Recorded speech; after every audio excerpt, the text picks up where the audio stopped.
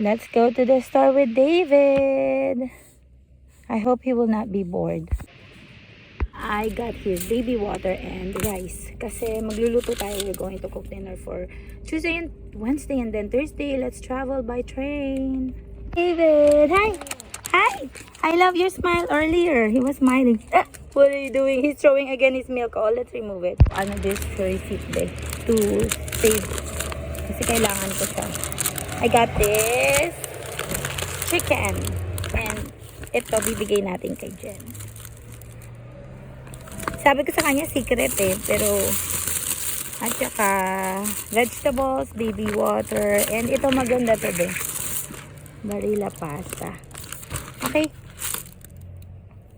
Mag-aano ko chicken, fried chicken Jollibee style. At saka yung konti is kare-kare.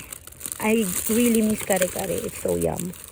Pero hindi siya kompletong gulay. Ang gulay ko lang is yung eggplant tsaka yung ano ito. Ito, chocolate. Ayan, let's go. Ito yung pasalubong natin sa pinsan. Ito surprise what's inside.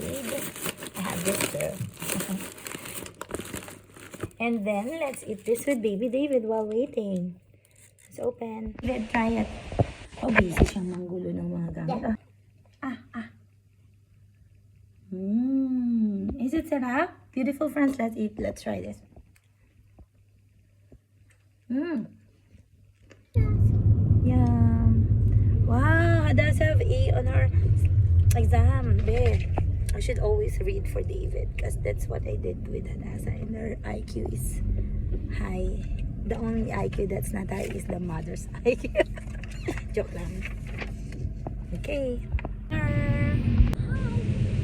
My baby carrier. Oh, yes. We have it in the house. David! She's enjoying, babe. Yay! See? So cute, babe. Oh. Alam mo magkano lang? 100 pesos. Ang mura, no? Okay, ikot muna ako, ha. Kakatuwa sila. Alam mo yun, yung tipo gusto mong kunin lahat. Nakakainis. Oh my gosh, yun to.